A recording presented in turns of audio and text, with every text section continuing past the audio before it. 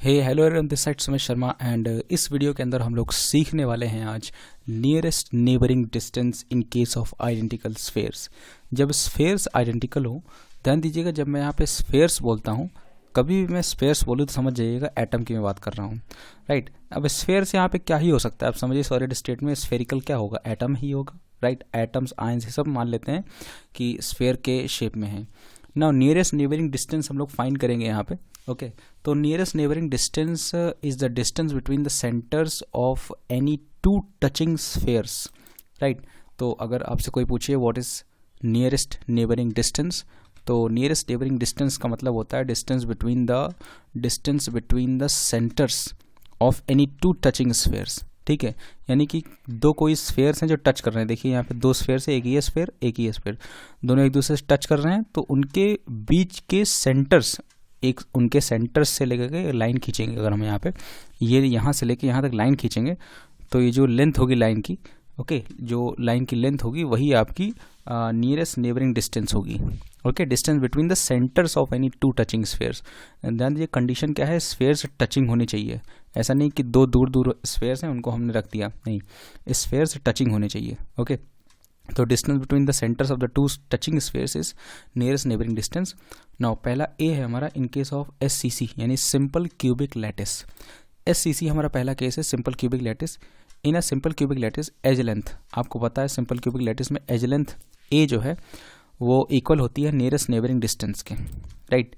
As length ही जो होगी वो होगी नियरेस्ट नेबरिंग डिस्टेंस। तो A is equal to D is equal to 2r।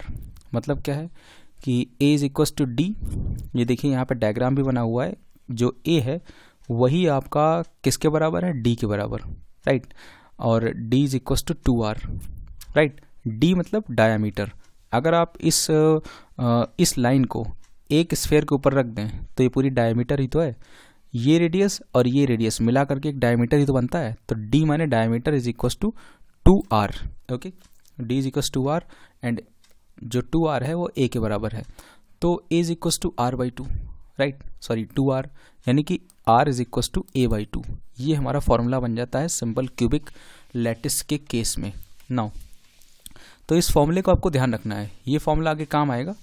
ये पूरा डेरिवेशन आप भले ही भूल जाएं, लेकिन आपको r is equal to a by 2 याद रखना पड़ेगा, where a is the edge length and r is the radius of the sphere, okay. तो दूसरा केस देखते हैं body centred BCC। Body centred के केस में आपको यहाँ देखने को मिलेगा कि बॉडी की डायगोनल है उसका अगर स्क्वायर करेंगे, यानी कहने का मतलब यहाँ पे हम पाइथागोरस थ्योरम लगाएंगे। पाइथागोरस थ्योरम आप सबने पढ़ा होगा, हाइपोटेन्यूज का square is equal to perpendicular का स्क्वायर प्लस बेस का स्क्वायर, तो वही चीज़ हमने यहाँ पे किया है, राइट। तो अगर आप देखेंगे तो ये क्या है, बॉडी डायगोनल का हमने स्क्वायर किया है। ये AC BC और AB ये सब कहाँ से आया, आपको अभी आगे एक डायग्राम दिखाएंगे, राइट। फिलहाल आपको जो फॉर्मूला बना है लास्ट में BCC में उसको समझना है, ठीक। तो ध्यान दीजिएगा ये कहाँ से आया, ये पूरा डेरिवेशन करने के बाद बॉडी डायगोनल हमारा √3a आ गया। ऑल्सो बॉडी डायगोनल जो है वो r plus 2r plus r के बराबर यानी कि 4r के बराबर होती है, ठीक है। बॉडी की डायगोनल है वो r प्लस 2r के बराबर यानी कि 4r के बराबर, तो दोनों इक्वल हो गए। तो 24r is equal to root, ये क्या लिखा है 4r एक्चुअली यहाँ पे होना चाहिए, ठीक है। तो r is equal to √3/4 into a, right. यहाँ पे 24r नहीं, ये गलत मिसप्रिंट हो गया है, यानी कि 4r is equal to √3a हो जाएगा, यानी कि r is equal to √3a/4। ये हमारा फॉर्मूला मेन बन के आता है, r is equal to √3a/4। ये फॉर्मूला आपको ध्यान रखना है, ओके, बहुत इंपॉर्टेंट है। d is equal to 2r होता है, वो तो आपको पता है, डायमीटर बराबर 2 इंटू रेडियस होता है, बचपन से पढ़ते आ रहे हैं, यानी कि d is equal to √3a/2, right. r की वैल्यू आप यहाँ डाल देंगे, ये r की वैल्यू है a के टर्म्स में, यहाँ पे आप डाल दीजिए r की जगह, तो आपको d is equal to √3a/2 मिल जाएगा आपको। इसी को हम नियरेस्ट नेबरिंग डिस्टेंस बोलते हैं, ओके। आपको मेनली फॉर्मूला याद रखना है, r is equal to √3a/4 in case of BCC, okay. तो जो AC BC सब आपको बताया हुआ था ऊपर उस केस में, तो यहाँ पे आपको पूरा डायग्राम सहित आपको समझाया हुआ है, ठीक है। अगर आप देखें तो बॉडी डायगोनल यानी कि AB का square is equal to AC square plus BC square, तो आप देखिए अगर तो AB का square is equal to AC का स्क्वायर प्लस BC का स्क्वायर, ठीक है। तो बॉडी डायगोनल अगर आप ढंग से देखें तो नियरेस्ट नेबरिंग डिस्टेंस हम कैलकुलेट कर रहे थे, ये फॉर्मूला हमारा आया था। ओके, तो ये देखिए ये पूरा एक यहाँ पे एक डायगोनल है, राइट, ये डायगोनल है, बेस परपेंडिकुलर, राइट। आप देखेंगे BC का स्क्वायर और पाइथागोरस थ्योरम आपको लगाना है ट्राइंगल इस ABC में, आप लगाएंगे तो आपको दिखेगा, राइट।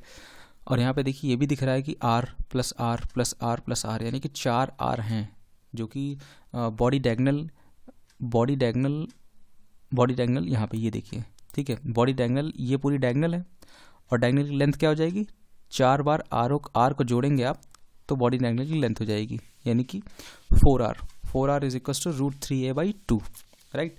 तो हमने यहाँ से इस डायग्राम की हेल्प से ये सारी चीज़ें की हैं। अगर आपको नहीं समझ में आया तो फिर से एक बार अपने मन से डायग्राम बना करके अपनी कॉपी पे तब आप इसे कैलकुलेट कीजिएगा, ठीक है, तब आपको बहुत ही क्लियरली ये सारी चीज़ें समझ में आ जाएंगी।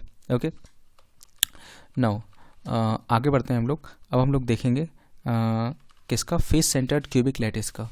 फेस सेंटर्ड क्यूबिक लैटिस का हम लोग फॉर्मूला देखने वाले हैं, फिर से डिराइव करेंगे with the help of diagram, right.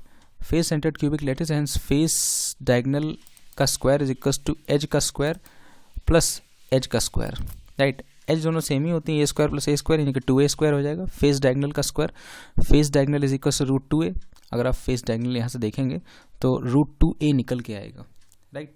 √2a face diagonal की लेंथ √2a निकल के आएगा।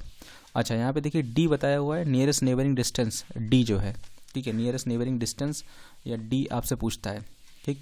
तो face diagonal 4R is equal to √2a, okay, यानी कि R is equal to √2/4 into A, यानी कि R is equal to A/2 √2। ये रिलेशन आपको ध्यान रखना है, ये रिलेशन बहुत जगह इम्पॉर्टेंट है ये, ओके। तो ये चीज़ है,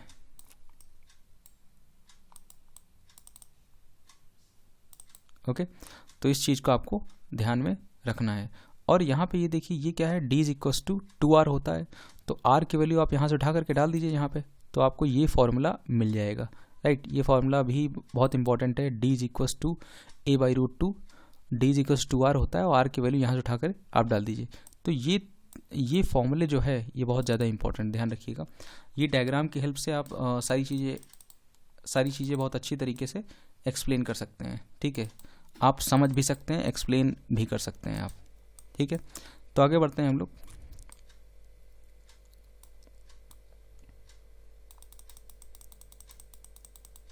चलिए आगे बढ़ते हैं हम लोग।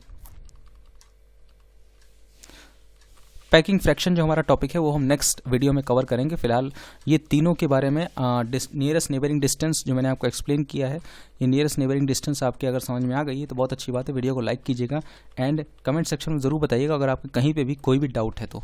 Okay, thank you very much for watching this video. Make sure you like the video and hit the subscribe button.